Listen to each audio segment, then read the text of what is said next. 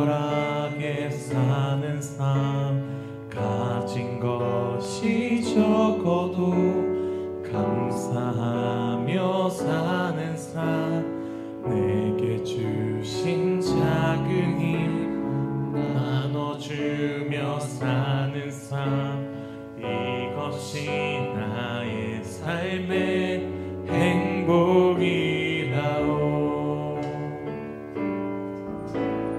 눈물 날 일 많지만 기도할 수 있는 것, 억울한 일 많으나 주를 위해 참는 것, 비록 짧은 작은 삶 주 뜻대로 사는 것, 이것이 나의 삶의 행복이라오.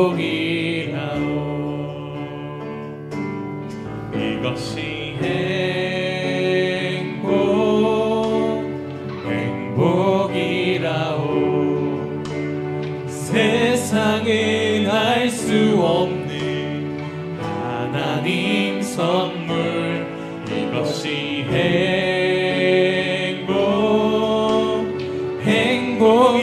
행복이라오. 하나님의 자녀로 살아가는 것, 이것이 행복이라오. 눈물 날 일 많지만, 눈물 날 일 많지만 기도할 수 있는 것, 억울한 일 많으나 주를 위해 참는 것, 비록 짧은 작은 삶 주 뜻대로 사는 것, 이것이 나의 삶의 행복이라오. 함께 행복을 고백합시다. 이것이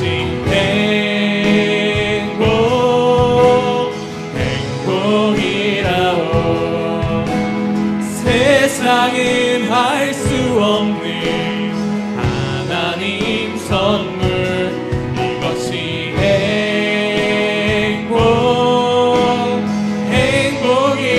행복이라오. 하나님의 자녀로 살아가는 것,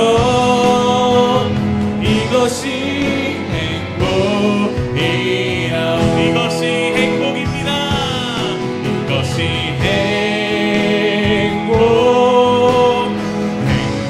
행복이라오. 세상은 알 수 없는 하나님 선물, 이것이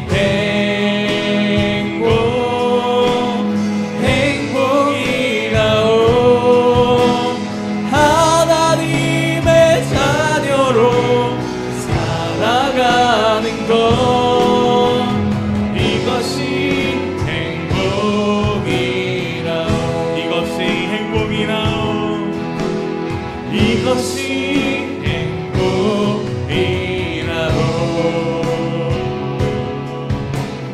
이것이 행복이라오.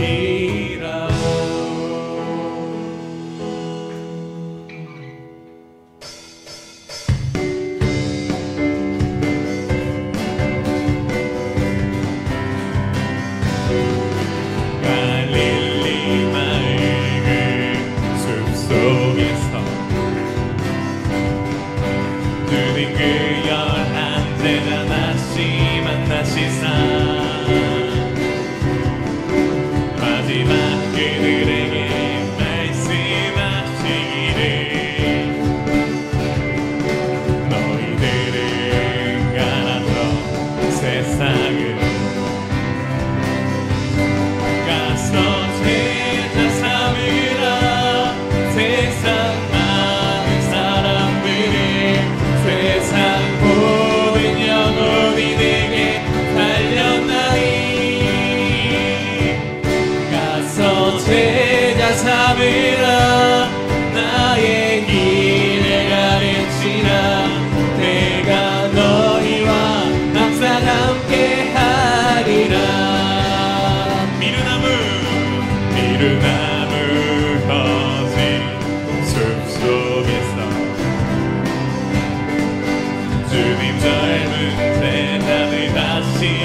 부르시사 마지막 그들에게 부탁하시기를 너희들은 가라서 캠퍼스로 가서 제자 삼으라 세상 많은 사람들을 세상 모든 영혼이 내게 달렸나니 가서 제자 삼으라 나의 일을 가르치라 내가 너희와 항상 함께 하리라 지금 우리 주 찾아오사 어두워져 가는 저 세상 바라보며 마지막 우리에게 부탁하시기를 너희들은 가라서 세상으로 가서 제자 삼으라 세상 많은 사람들을 세상 모든 영혼이 내게 달렸나니 가서 제자 삼으라 나의 길을 가르치라 내가 너희와 항상 함께 하리라 가서 제자 삼으라 가서 제자 삼으라 세상 많은 사람들을 세상 모든 영혼이 내게 달렸나니 가서 제자 삼으라 나의 길을 가르치라 내가 너희와 항상 함께 하리라 주는 나를 기르시는 목자요 나는 주님의 귀한 어린 양 푸른 풀밭 맑은 시냇 물가로 나를 늘 인도하여 주신다 주는 나를 기르시는 목자요 나는 주님의 귀한 어린 양 푸른 풀밭 맑은 시냇 물가로 나를 늘 인도하여 주신다 주는 나의 좋은 목자 나는 그의 어린 양 저를 따라 꼴을 먹여주시니 내게 부족함 전혀 없어라 모든 새들 노래는 아침과 너를 비기는 고운 황혼에 사랑하는 나의 목자 음성이 나를 언제나 불러주신다 주는 나의 좋은 목자 나는 그의 어린 양 저를 따라 꼴을 먹여주시니 내게 부족함 전혀 없어라 못된 짐승 나를 잊지 못하고 거친 비바람 상시 못하리 나의 주님 강한 손을 펼치사 나를 주야로 지켜주신다 주는 나의 좋은 목자 나는 그의 어린 양 저를 따라 꼴을 먹여주시니 내게 부족함 전혀 주는 나의 좋은 목자 주는 나의 좋은 목자 나는 그의 어린 양 저를 따라 꼴을 먹여주시니 내게 부족함 전혀 주는 나의 좋은 목자 주는 나의 좋은 목자 나는 그의 어린 양 저를 따라 꼴을 먹여주시니 내게 부족함 전혀 내게 부족함 전혀 없어라 내게 부족함 전혀 없어라 내게 부족함 전혀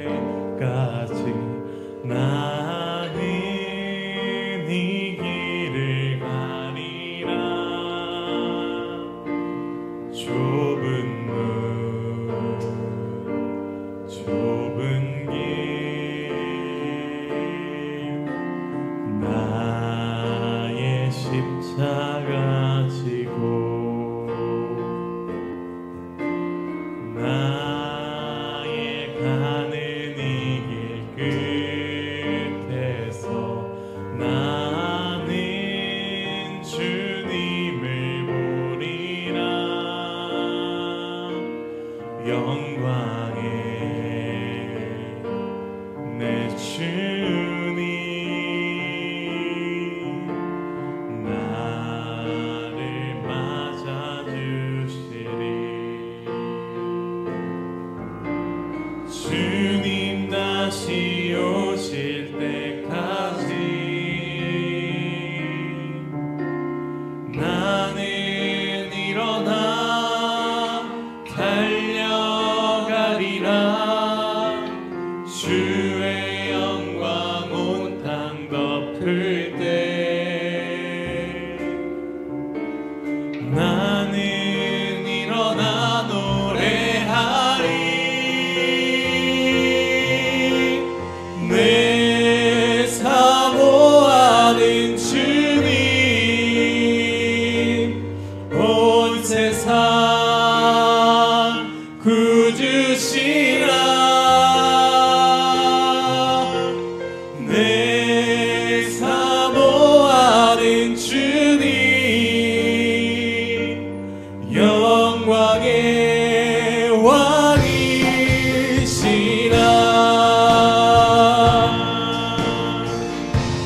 주님 다시 오실 때까지 주님 다시 오실 때까지 나는 이 길을 가리라.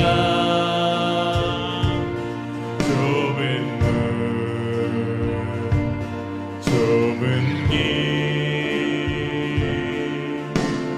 나의 십자가 지고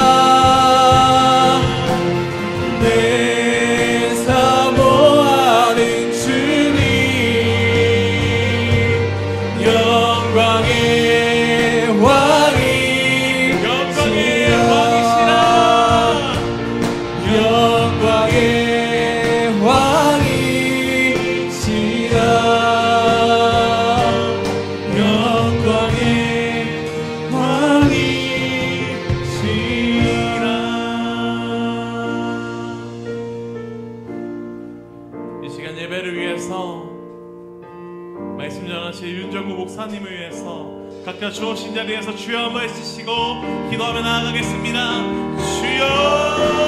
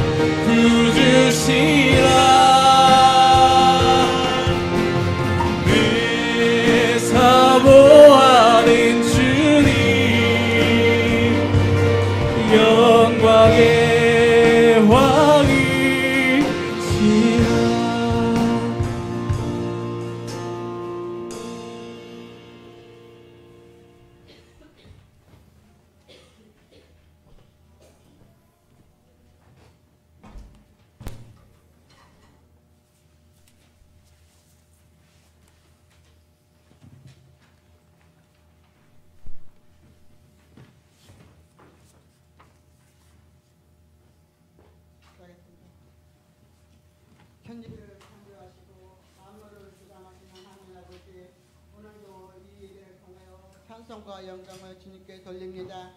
하나님께서는 세상에 제일 연약하고 어리석은 인간을 사랑하셔서 모든 만물을 창조하시고 맨 나중에 인간을 창조하시면서 이 창조물들을 다스리게 하시고 생육하고 번성하라는 축복을 하셨습니다.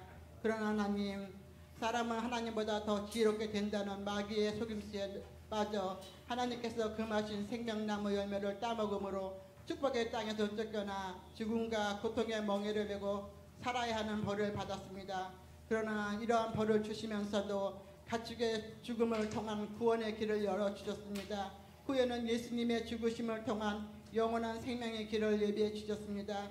우리가 주님 없이 죽어가는 자들에게 예수님의 이름으로 생명의 길을 전파하는 것도 이 길이 아니면 구원의 길이 없기 때문입니다. 우리의 입술이, 우리의 발걸음이 세상의 등불로 소금으로 그 사명 감당하게 하여 주옵소서. 우리 소명교회가 선교사님을 파송하고 젊은이들이 큰 사명과 비전을 가지고 주님이 오실 때까지 좀 더 높이, 좀 더 넓게 하나님의 사명을 감당하는 젊은 일꾼을 세우기 위하여 기도하며 물질로 후원을 합니다. 이 물질의 통로가 막히지 않도록 성도들의 가정과 사업장과 일터가 든든히 세우게 하시고 더 많은 물질로 후원할 수 있는 미래 세대 사역팀이 되게 하여 주옵소서. 교회가 일할 수 있는 일꾼이 부족합니다. 교사, 각 기관의 기관장, 안내팀, 봉사팀, 각 세대 부흥을 위하여 기도하시는 세장님들이 더 많이 일꾼들이 세워지게 하시고 일꾼들을 보내주시옵소서. 담임 목사님들 건강하게 하시고 말씀 충만, 성령 충만하게 하시고 건강하게 하여 주시옵소서. 오늘도 말씀을 선포하실 목사님 강건하게 하여 주시옵시고 성령으로 충만하게 하사 선포되는 말씀이 성도들의 마음속에 새로운 비전과 좀 더 높은 곳을 향하여 도전할 수 있는 성도들의 마음 준비가 되게 하여 주시옵소서. 오늘도 함께하여 주실 것을 믿사오며 예수님의 이름으로 감사하며 기도드리옵나이다.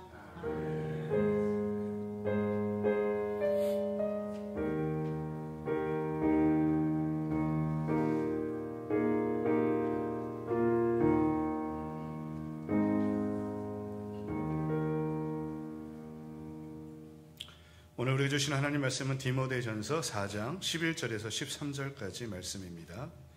딤전 4장 11절에서 13절 같이 읽겠습니다.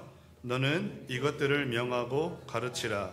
누구든지 내 연소함을 업신여기지 못하게 하고 오직 말과 행실과 사랑과 믿음과 정절에 있어서 믿는 자에게 본이 되어 내가 이를 때까지 읽는 것과 권하는 것과 가르치는 것에 전념하라. 아멘.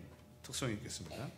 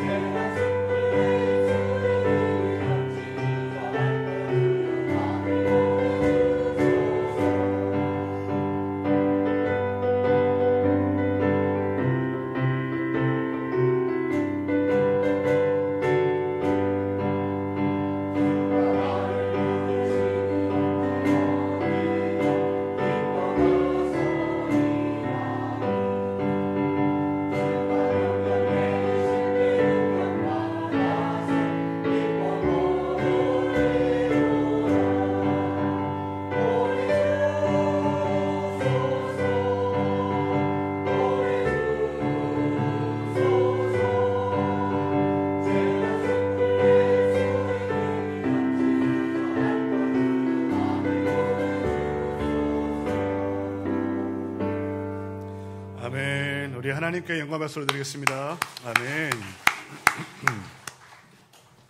우리 좌우 옆뒷 분에게 이렇게 인사할까요? 낙하산과 얼굴은 펴지지 않으면 죽습니다.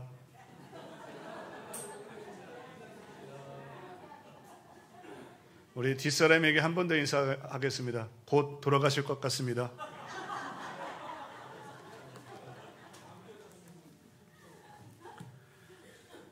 지혜와 지식을 얻으려고 모여든 제자들이 초롱초롱한 눈빛으로 스승을 바라보고 있습니다. 스승이 첫 번째 제자에게 썩은 생선을 주면서 물었습니다. 무슨 냄새가 나느냐? 예, 썩은 냄새가 납니다. 스승 왈, 그것은 네 마음이 썩었기 때문이다. 두 번째 제자에게 김을 주며 물었습니다. 이 김은 무슨 색깔이냐? 그랬더니 검은색입니다. 그것은 네 마음이 검은 탓이로다 라고 스승이 말했어요. 간장 한 사발을 주면서 세 번째 제자에게 묻기를 이건 무슨 맛이냐? 그래서 머리를 잘 굴리는 제자가 대답하기를 이럴 수가 단맛이 납니다. 스승이 짧고 빠르게 한마디 합니다. 그럼 원샷. 웃음이 사라지신 분들은 하얀 병원에 한번 가보셔야 될지도 모르겠습니다. 오늘날 스승과 제자의 관계를 풍자적으로 보여주는 그런 유머라고 생각이 듭니다. 요즘 아이들 말로는 으프다라고 하는 표현을 쓰거든요. 웃기면서 슬픈 그런 현실들. 사단은 우리 눈에 보이지 않지만 아주 열심히 활동을 하고 있습니다. 근데 이 부분에 대해서 교회가 너무 많이 간과하는 것 같아요. 정치와 문화, 경제, 사회 전 분야에 걸쳐서 사탄은 열심히 자기 영역을 넓혀가고 있고 그리고 자신의 문화를 만들어가고 있다라고 하는 것이죠. 그럼 도대체 무슨 문화를 만들어가고 있느냐라고 여러분이 질문할지 모르겠는데 그 부분에 대해서 함께 좀 살펴보고 나눠보려고 합니다. 오늘날 이 시대를 포스트 모더니즘이라고 말합니다. 포스트 모더니즘. 이거를 풀어서 설명해 주면 들어도 잘 이해가 안 되실 거기 때문에 좀 특징만 이야기를 한다면 크게 두 가지 특징이 있는데요. 첫 번째는 탈절대주의라고 하는 것입니다. 탈절대주의. 무슨 말이냐면 절대적인 신을, 절대적인 하나님을 배격하고 배제하고 알라도 신이고 부처도 신이고 이만희도 신이고 그 누구도 신이 되어서 우리를 구원할 수 있다라고 길을 열어놓은 종교적 다원주의의 길을 열어놓은 것이 바로 이 탈절대주의라고 하는 것입니다. 오늘 7절을 같이 한번 읽진 않았는데 7절을 보시면 이렇게 얘기합니다. 망령되고 허탄한 신화를 버리고 경건에 이르도록 내 자신을 연단하라 라고 말합니다. 유럽을 보면요, 유럽은 교회가 많이 무너져 있는 것을 봅니다. 그러니까 유럽을 여행하다 보면요, 유럽 중세시대 때에 기독교가 얼마나 부흥의 꽃을 피웠는지를 볼 수 있는데요. 그 중에 하나가 바로 성전입니다. 성전. 가는 나라마다 도시 중심에 가장 크고 화려한 교회들이 있습니다. 유럽의 거의 모든 나라에는 교회가 있어요. 그 교회를 만약에 서울 한복판에 갖다 놓는다면 한국의 그 어떤 교회보다도 정말 아름답고 찬란한 그런 교회라고 들을 만한 그러한 건축 문화 양식을 갖춘 교회들이 유럽 나라마다 도시마다 중심에 있다고 하는 것을 발견합니다.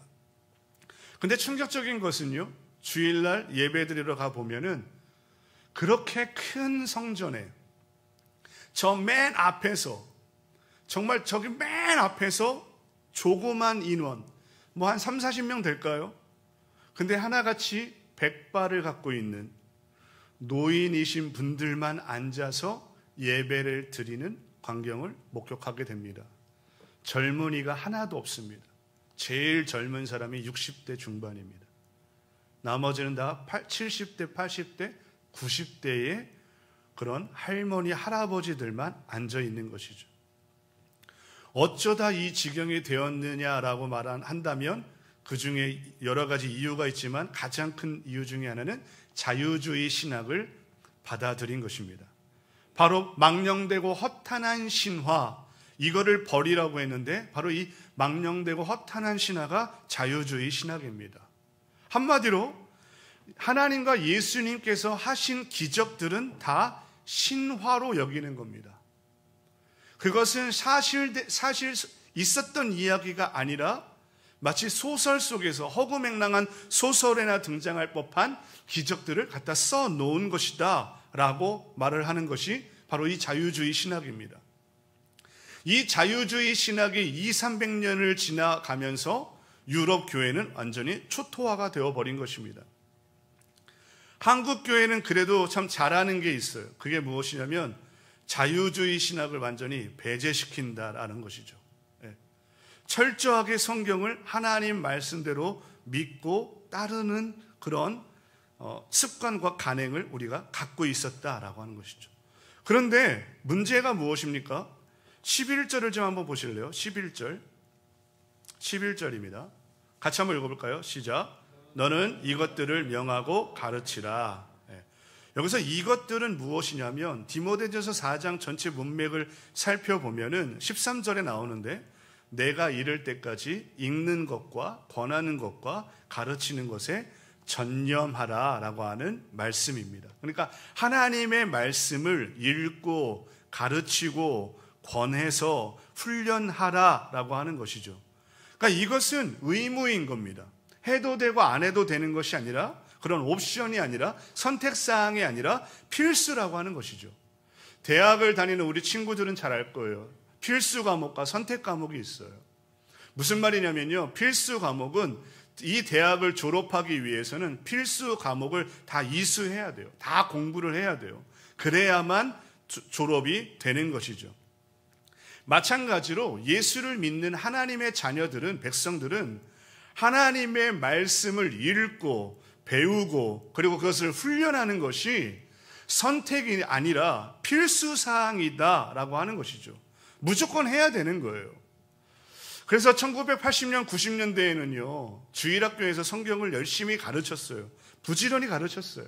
분반 공부하면서 아이들을 그 딱딱한 성경을 가르쳤습니다. 그래서 그런지 아이들이 해박한 성경 지식을 갖고 있었고요.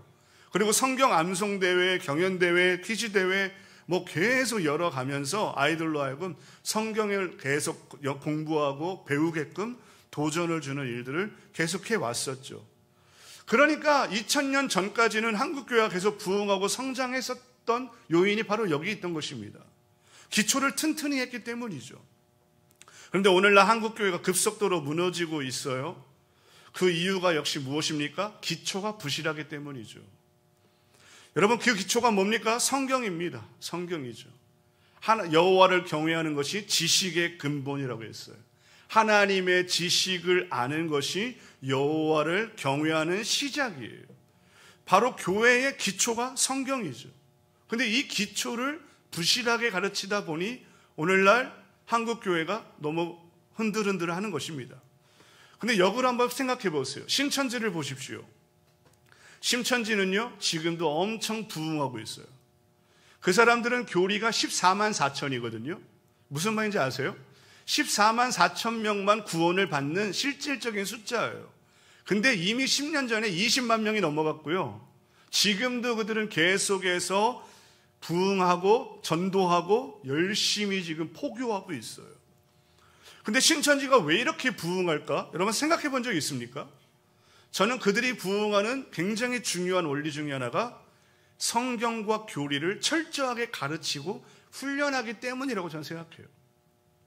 수많은 청년들이, 대학생들이 신천지에 가 있습니다. 한국 교회 안에 청년 대학생들은 막 빠져나가기 일쑤인데 거기에는요 엄청나게 많은 대학생들과 청년들이 몰려들고 있어요. 왜 그럴까요? 물론 이걸 엄청나게 투자합니다.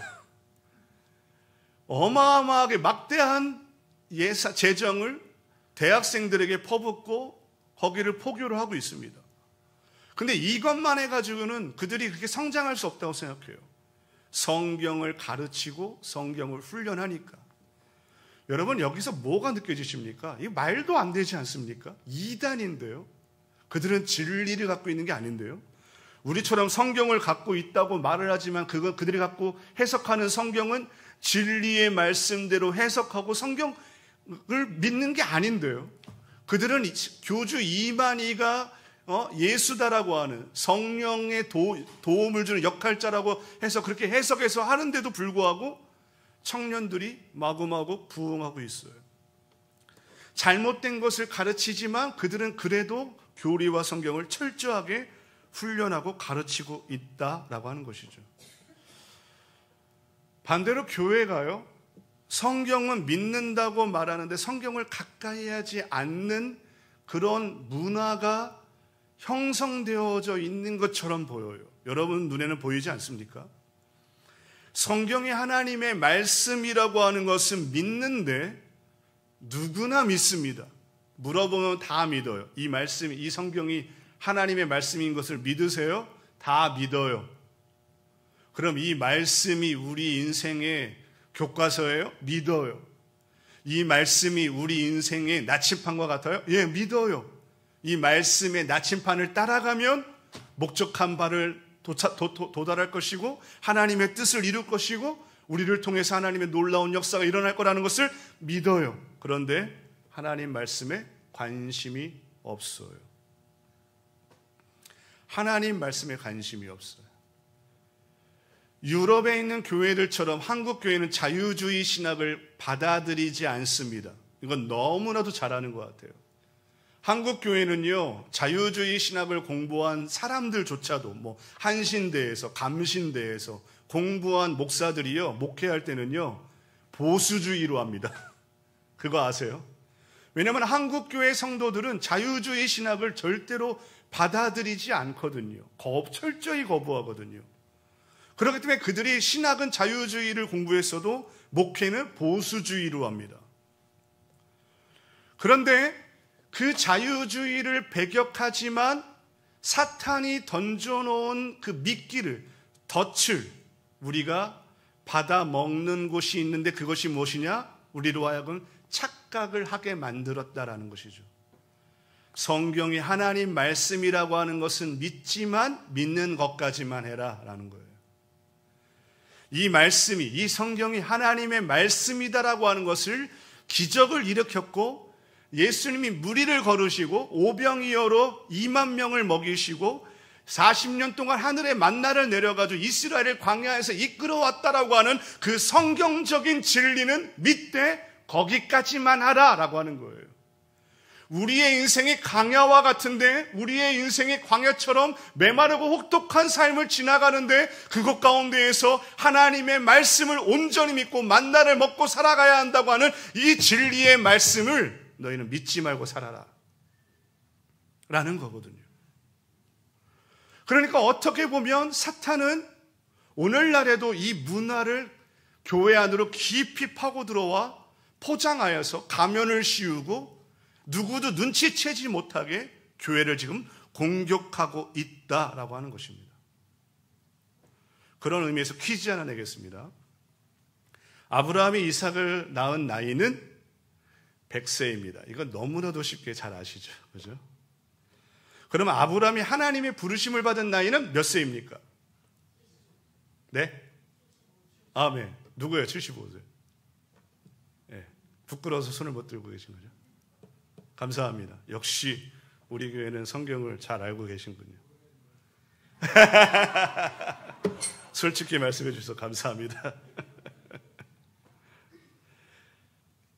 아브라함이 75세에 부르심을 받았고 너에게 아이를 주겠다고 약속하셨지만 아이를 낳은 때는 100세입니다. 그러면 하나님이 부르심과 아이를 낳은 사이의 연도는 25년이라고 하는 공백 기간이 있죠. 갭이 있죠. 여기서 우리가 무엇을 알 수 있습니까? 아브라함이요, 약속을 기다리지 못해서 10년 되었을 때, 가나안 땅에 머문 지 10년 되었을 때에 사라 자기 아내의 몸종인 하갈을 통하여 이스마엘을 낳는 불순종을 겪습니다. 그리고 그뿐입니까? 애굽에 갔을 때 자기 아내를 누이라고 거짓말하고 창세기 20장에 가게 되면 블레셋 왕 아비멜렉에게도 자기 아내를 누이라고 거짓말해야 되는 그런 아주 수치스러운 일들을 겪습니다. 만약에 하나님께서 아브라함을 부르신 지 한 8년차, 7년차, 그의 인내의 한계에 다다르는 9년차 정도의 이삭을 주셨다고 한다면 첩을 취하는 일들도 없었을 것이고 아비멜렉에게 자기 아내를 누이라고 거짓말하는 일도 없었을 텐데 하나님께서는 25년을 기다리게 한 이후에 아브라함에게 이삭을 주신다는 것이죠. 그럼 여러분, 이 단편적인 지식, 25년이라고 하는 이 지식만으로도 우리에게 성경은 굉장히 많은 의미를 던져주고 있죠. 무엇입니까? 나는 조급하고 나는 기다리기 어렵지만 그래서 다른 일들을 유혹에 빠지기도 하지만 하나님은 어떤 하나님이시다? 약속을 반드시 지키시는 분이시다. 여러분, 아브라함이 창세기 15장 6절에서 하늘의 별들을 보며 내가 너의 자손을 이와 같이 주겠다고 할 때에 아브라함이 이것을 믿으니 그의 의로 삼으셨어요. 그리고 16장 바로 한 장 넘어가면 이스마엘을 낳는 불순종을 합니다.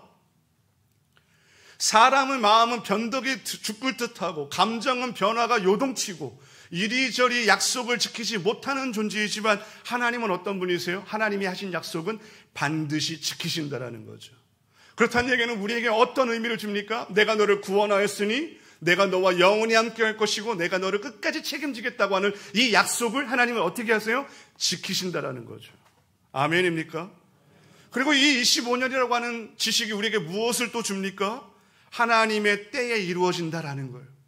하나님이 주신 약속은, 하나님이 주신 사명은 하나님의 때에 이루어진다라는 거죠. 내 방식이 아니라는 거예요. 하나님의 방식으로 하나님의 때에 하나님께서 주신다라는 거죠. 그렇다는 얘기는 우리가 여기서 또 한 가지 알 수 있어요. 기도하는 건 뭐든지 다 이루어진다, 뭐든지 다 기도하면 다 무조건 주신다 라고 하는 것은 잘못된 가르침이죠. 여러분, 기도한다라고 하는 것은 하나님의 때를 기다리는 거예요. 아멘입니까? 내 뜻을 이루는 것이 아니라 하나님의 뜻을 이루는 거예요. 내가 내 뜻을 이루고 싶어서 기도하지만 기도하다 보면 하나님을 만나면 하나님은 나에게 말씀하세요. 너 때가 아니라 내 때를 기다리라고 말씀하세요. 내 뜻을 이루는 게 중요한 게 아니라 하나님의 뜻을 이루는 것이 중요하다는 것을 깨닫고 돌아가는 거예요. 그게 기도이죠.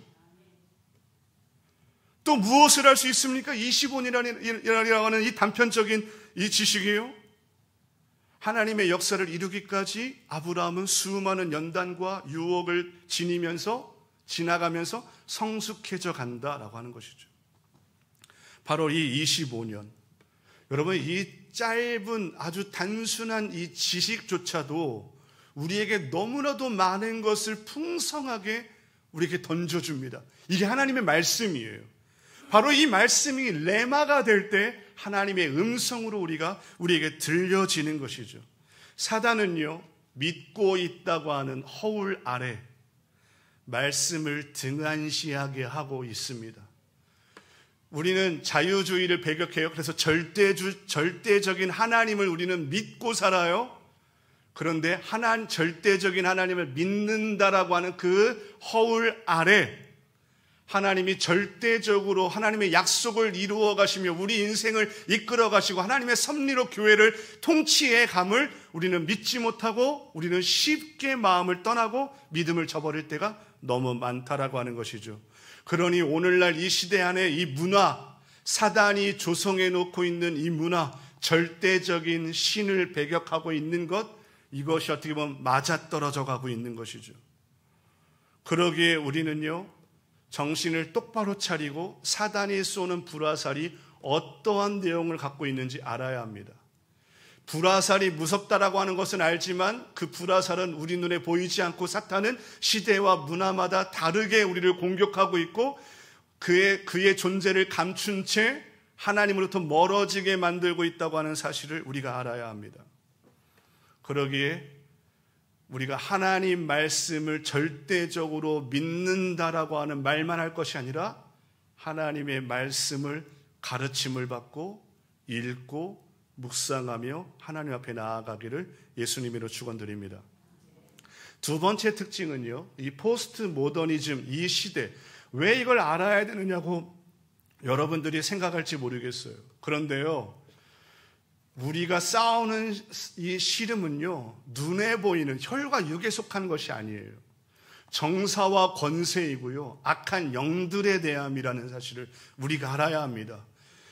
혈육에 속한 것이 아니기 때문에, 정사와 권세이고 악한 영들에 대한 것이기 때문에, 이 악한 영들은 이 시대 문화를 조성해서 교회를 대항하고 교회 안에 깊숙이 들어와 하나님으로부터 멀어지게 만들고 있기 때문에 이 포스트 모더니즘의 특징을 우리가 알고 있어야 합니다. 그래서 두 번째 특징이 탈권위주의입니다. 탈권위주의. 여러분, 권위라고 하는 것은 굉장히 중요하죠. 권위가 사라지면 질서가 붕괴됩니다. 권위가 없으면 이것은 큰 문제를 초래하기 시작합니다. 구체적인 예를 좀 들어볼게요. 2020년 10월 8일 날 있었던 뉴스입니다.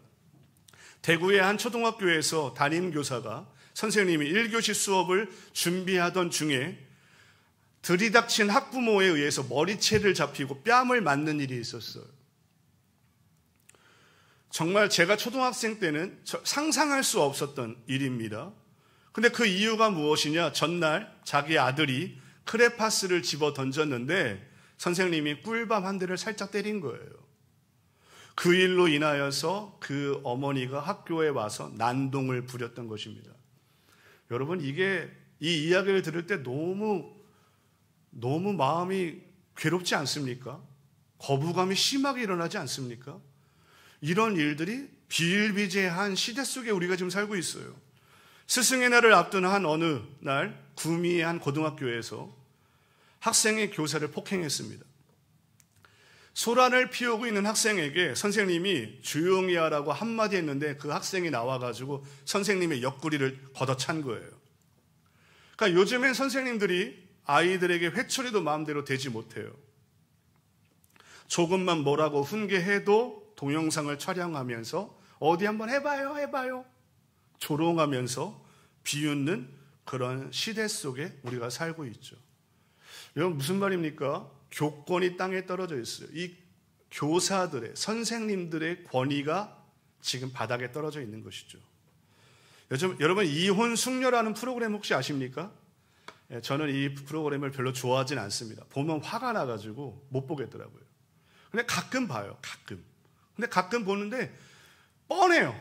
이게 왜 이런 일들이 일어나는지 아주 뻔해요. 내용만 다를 뿐이에요. 근데 생각해 보세요. 예전에는요, 저희 부모님 때는 아무리 남편이 밉상이어도 아버지의 권위는 그래도 세워줬어요. 아니, 무서워서 어쩔 수 없이 세워졌던 거죠, 사실은요. 그러니까 아버지의 권위는 있었어요. 근데 요즘엔요, 아버지의 권위가 바닥에 아예 그냥 내려가 있습니다. 남편이 아무리 남편으로서 밉상이어도 자기 자식들 앞에서 하늘 같은 아버지를 내리깔고 무시하고 조롱하는 그 말투를 본 아이들은 아버지의 권위를 완전히 다 무너뜨리게 되어 있다라고 하는 것이죠. 무슨 말이냐면요, 아버지의 권위가 떨어지면 가정의 질서가 무너지게 되어 있다라는 것입니다. 이 권위는 그래서 굉장히 중요한 겁니다. 선생님들의 권위가 무너지면 교육이 망하게 되어 있고, 아버지의 권위가 떨어지면 가정은 붕괴하게 되어 있고, 어느 사회와 공동체든지 질서가 무너지면 그 공동체는 무너지게 되어 있어요. 우리가 좀 깊이 생각해 봐야 됩니다. 이것이 인과응보적 현상인지. 무슨 말이냐면, 내가 잘못한 것에 대해서는 잘못한 죄값을 받아야 되고 그에 따른 책임을 지는 게 맞죠. 그렇지만 이게 그 정도 수준인가라고 생각할 때 제 마음속에 기도하면서 말씀을 통해서 이 세상을 바라볼 때에 이 정도 도의 선을 넘었다라고 하는 것이죠.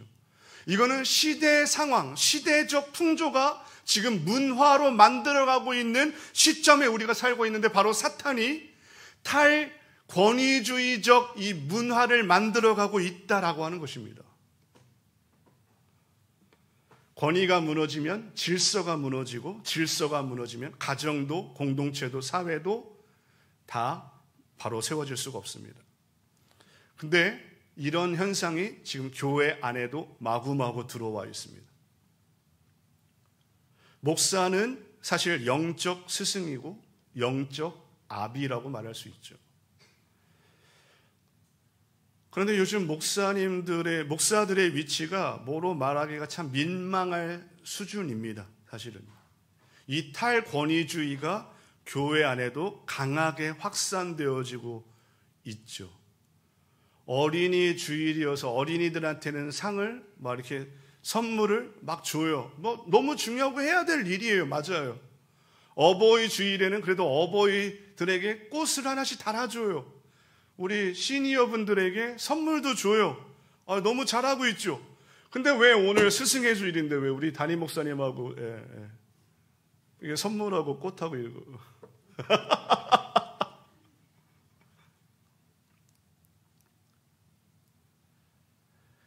사실 아마 목사님도 본인이 목사이기에, 저도 제가 예전에 다른 교회에서는 제가 이런 말을 편하게 할 수가 없는 위치였어요. 그런데 이제 제가 부목사다 보니까 좀 마음이 편해요, 제가.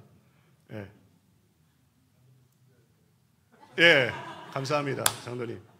그 반응을 제가 기대하고 있었습니다. 그러니까 사탄이 강력하게 쏘아붙이고 있는 화살이 탈절대주의와 탈권위주의예요. 교회 안에 너무 깊이 들어와 있어요. 가르치는 자의 권위를 세워줘야 합니다. 유대인의 탈무드를 보면 이런 이야기가 나옵니다. 어떤 사람이 여행 중에 한 마을로 들어갔는데 그 마을 사람에게 물어보는 거예요. 이 마을을 지키는 사람이 어디 있습니까? 만나고 싶어요. 라고 말했더니 그 마을 사람이 경찰서장을 찾으시는군요. 따라오세요. 그랬더니 그 사람이 말합니다. 아니요. 저는 마을을 지키는 사람을 만나고 싶어요. 그랬더니 그분이 또 이렇게 말해요. 그러면 수비대장을 말씀하시나요? 그러자 그 말을 듣던 사람이 다시 말합니다. 아니요. 제가 찾는 사람은 마을의 랍비입니다. 이 랍비는 선생이라고 하는 뜻이죠.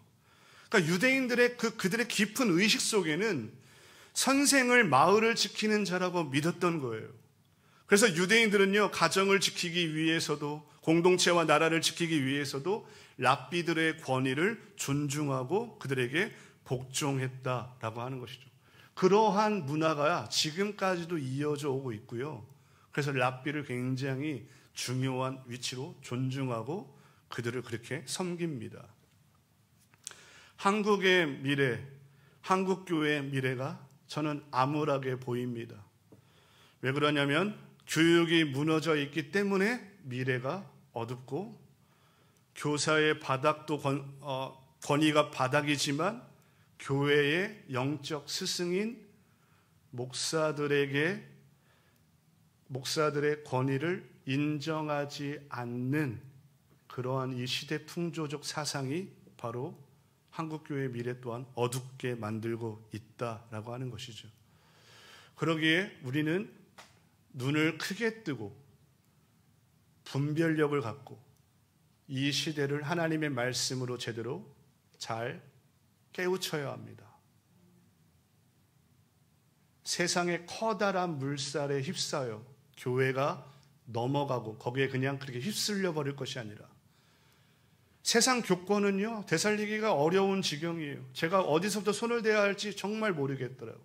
물론 제가 그럴 능력도 영향력도 없지만 너무 심각해요.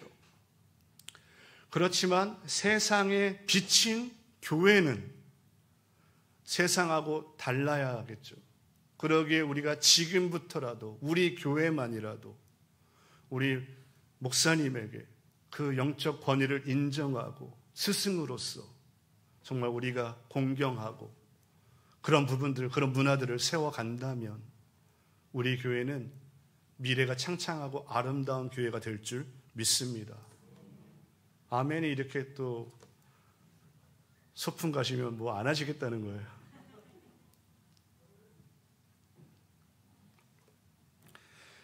그래도 우리 교회는 제가 볼 때 굉장히 소망이 있습니다. 제가 오늘 사실 더 강하게 이렇게 메시지를 전달하려고 했는데 점심시간에 청년들이 저한테 이렇게 아부의 꽃다발을 들고 왔더라고요.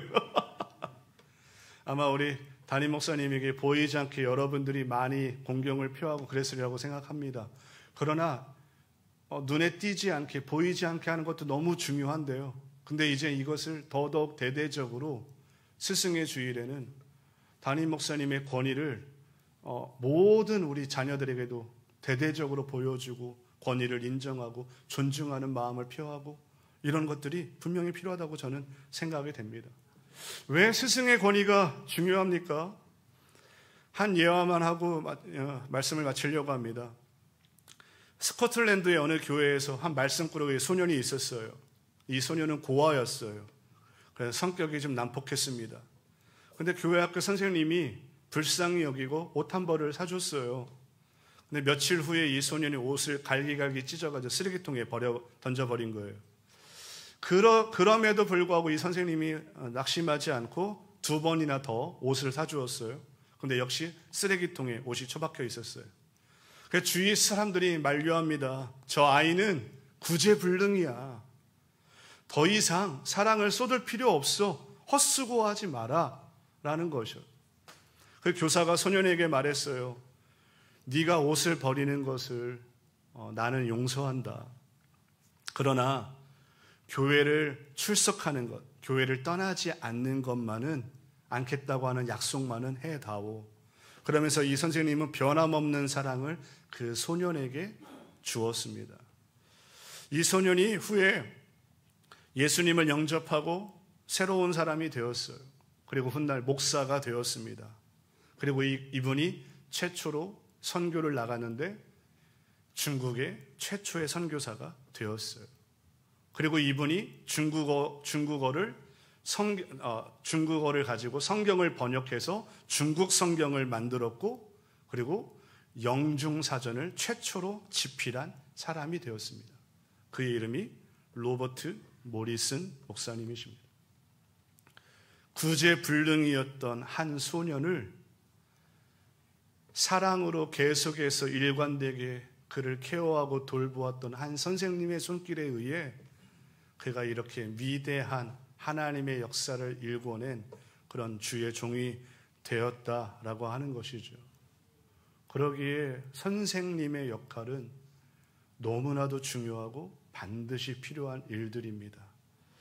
제가 초등학교 6학년 때 저희 부모님은 예수님을 믿지 않는 부모님 가정에서 제가 태어났어요. 근데 우연치 않게 6학년 때 교회를 나가게 되었고요. 근데 교회를 잘 다니지 않았어요. 근데 저를 맡았던 담임 선생님, 제가 이름은 기억이 안 나는데 얼굴하고 이런 모든 거 잘 생생하게 기억이 나거든요.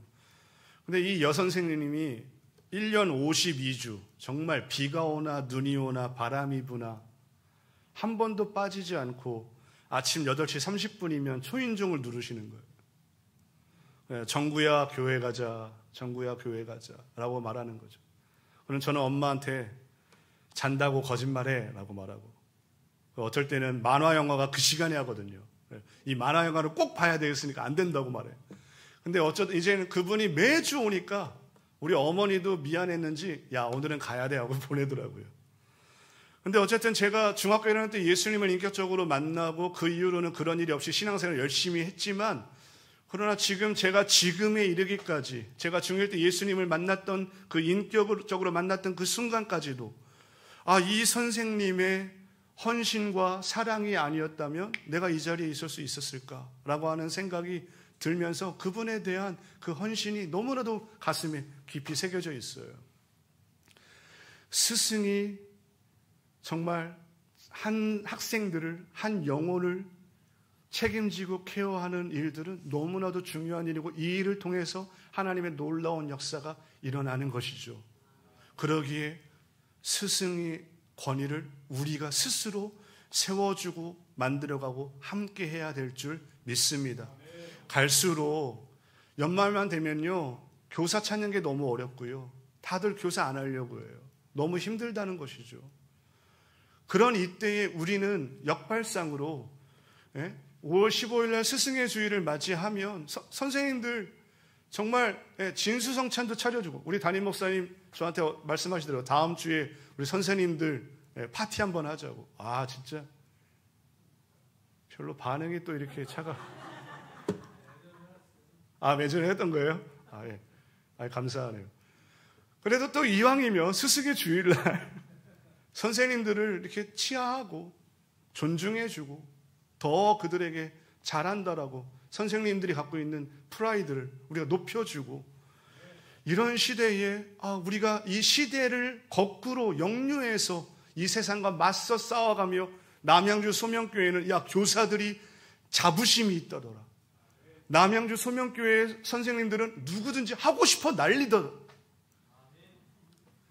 이런 환경을 만들어주고 문화를 만들어갈 때 다음 세대의 소망이 있는 것이죠. 그래서 저는 우리 교회가 이런 부분에서도 그래, 선생님을 업신여기고 목사를 업신여길 것이 아니라 더 존중하고 정말 그들의 권위를 인정해주고 하나님의 말씀대로 우리 교회가 함께 한마음이 되어서 그것을 이루어가는 놀라운 교회, 그런 교회가 되기를 예수님의 이름으로 축원드립니다.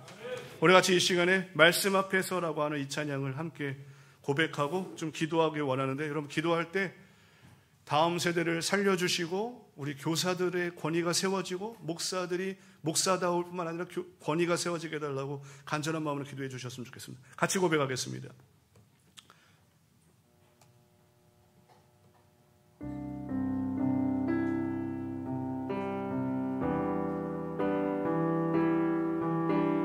그러게도 말씀밖에 없습니다. 우리 이 말씀 앞에 하나님께 나아가기 원합니다. 같이 고백하시죠. 말씀 앞에서 경외함으로 주께 홀로 섭니다. 생명의 말씀 읽고 순종해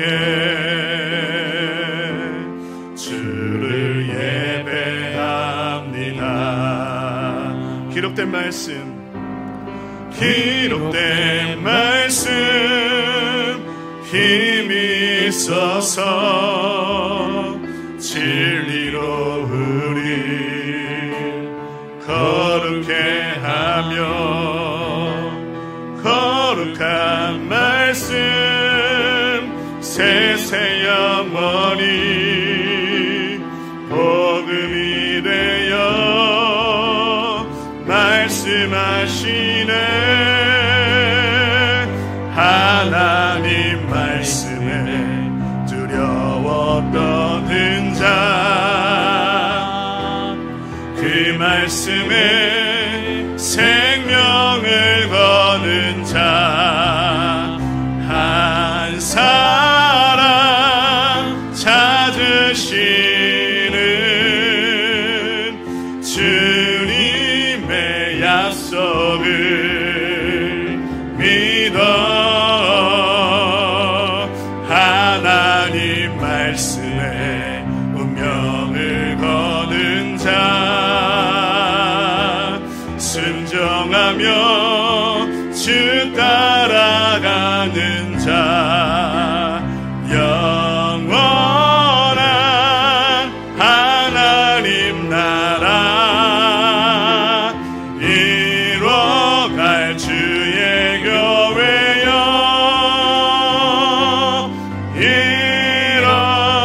일어나라. 하나님 말씀에 두려워 떠는 자,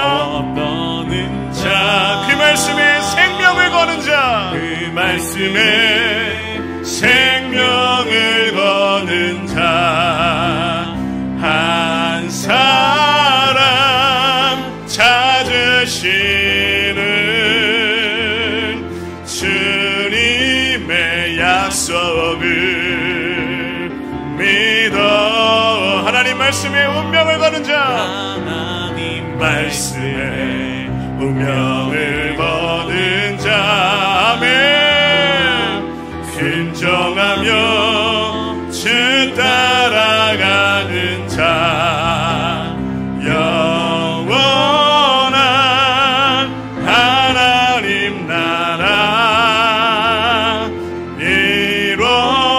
이뤄갈 주의 교회여. 예, 한 번 더 고백할까요? 하나님 말씀에 두려워 떠는 자, 하나님 말씀에 아멘. 두려워 떠는 자, 그 말씀에 생명을 거는 자, 내 생명을 거는 자, 한 사람 찾으시는 주님의 약속을 믿어. 하나님 말씀에 운명을 거는 자, 아멘. 순종하며 주 따라가는 자, 영원한 하나님 나라 이뤄갈 주의 교회여.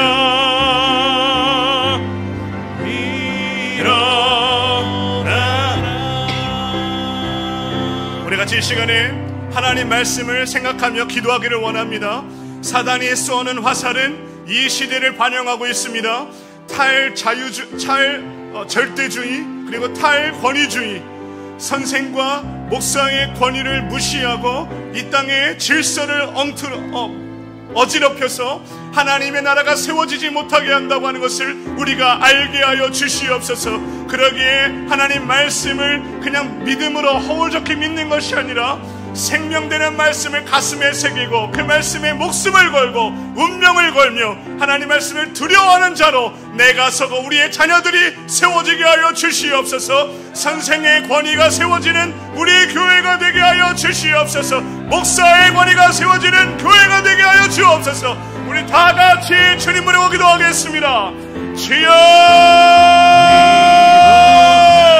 아버지 하나님, 주여의 아버지 하나님 인도하여 주시옵소서. 하나님 아버지 하나님 온전히 아버지 바라보며 주 앞에 나아가게 하여 주시옵소서. 아버지 하나님,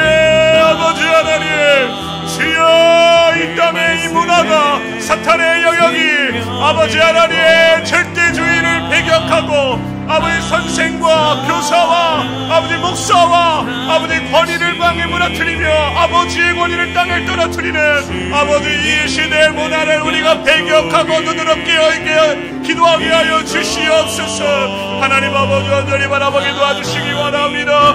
지혜를 바라보지 인도하여 주시기 원합니다. 하나님 아버지 인도하여 주시옵소서.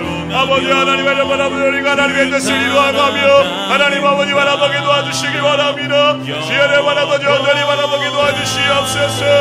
아버지 하나님 바라보지 온전히 영광 받아주시옵소서. 주여 인도하여 주시옵소서. 주여 우리 목소리에 아버지 영적 권위가 아버지 하나님 하나님 세워 있어 아버지 하나님 완전히 존중하며 존경하며 나아가게 하여 주시기를 원합니다. 하나님 아버지 바라보게 도와주시기 원합니다. 아버지 하나님 바라보게 역사하여 주옵소서. 아버지 하나님 바라보지 온전히 바라보게 도와주시옵소서. 아버지 하나님 지혜를 내수로 하나 지혜를 바라보지 바라보게 하여 주옵소서. 하나님 아버지 거룩한 영으로 충만하게 하시고 말씀을 얻게 있게 하여 주시옵소서. 하나님 아버지 우리가 살아나게 하여 주시옵소서. 우리의 영이 살아나게 하여 주시옵소서. 우리의 영에 깨어있게 하여 주시옵소서. 주여 우리의 영이 아버지 하나님께 늘 연락되어 하나님의 뜻을 이루어가게 하여 주옵소서. 말씀에 목숨을 걸고 말씀에 아버지의 마음을 다하여 하나님의 뜻을 이루어게 하여 주옵소서. 아버지 하나님 바라보게 도와주시기 원합니다. 주여 인도하여 주시옵소서. 주여 인도하여 주시옵소서. 주여 인도하여 주시옵소서. 두려워 떠는 자 그 말씀에 아버지 하나님 주여 인도하여 주시옵소서. 아버지 하나님 주여 한국교회를 살려주시옵소서. 아버지의 영적 스승의 권위들이 세워지게 하여 주옵소서. 영적 스승의 권위들이 세워지게 하여 주시옵소서. 하나님 아버지 바라보게 하여 주시옵소서. 아버지 하나님, 아버지 하나님, 시연의 아버지 온전히 바라보게 도와주시옵소서.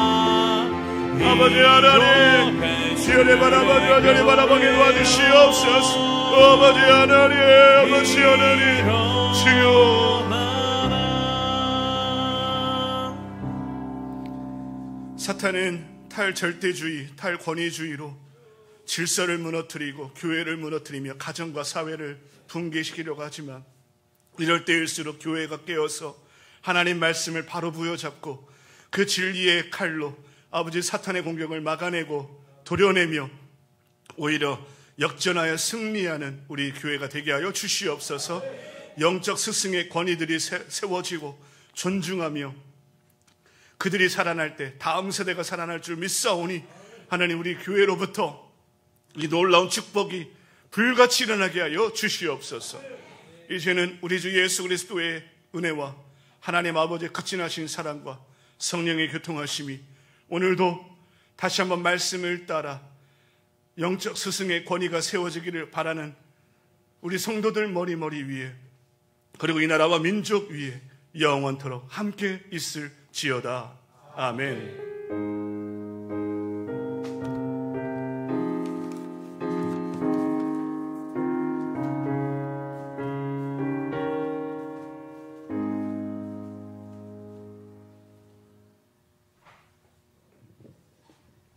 강고 이어서 드리겠습니다. 우리 강고 이어서 드리는 것은 우리가 전도하고 총동을 했는데 그것으로 끝나면 아무런 소용이 없습니다. 이제부터 이제 우리가 세일별로 모이고 캠프 얘기했잖아요. 좋은 때에 맞춰서 이제 곧 진행을 할 것이고 성도들도 다 여기 동참을 해 주셔야 돼요. 그리고 하나가 무엇이냐면 세일별로 이제 전도가 되신 분들은 모임을 가져야 돼요. 교회에서 여기도 이제 후원을 하려고 그래요. 어려워도 이렇게 하고 오늘 이제 목사님이 이제 이야기를 했는데 사실은 그렇거든요. 가정의 권위가 무너지면 그 끝나는 거예요. 질서가 없어요. 그거 꼭 생각하셔야 되고요. 교회도 역시 마찬가지고요.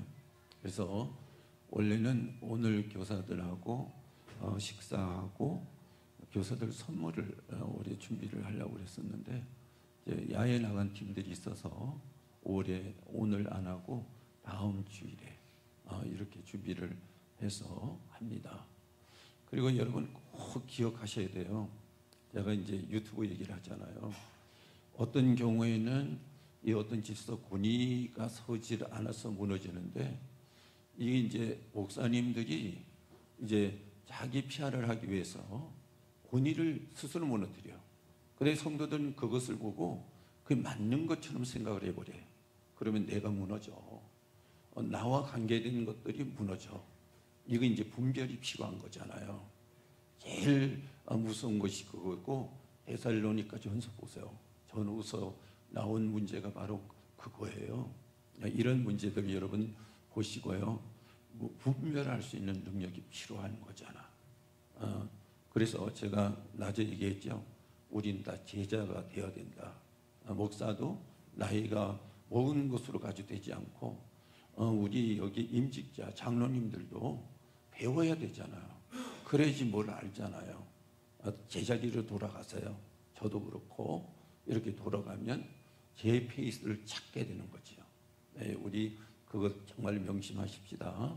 그리고 교사들에 대해서 다시 한번 생각해보고 우리가 세워가는 일들이 일어나야 되지 않습니까? 그리고 오늘 돌아가시고 세일 리더들은 여기 남아주시고 우리 송근복 권사님은 저를 금방 만나주시고 이렇게 하시면 될 것 같아요. 네, 수고하셨어요. 우리 박영구 집사님 수고하셨어요. 멀리 계시고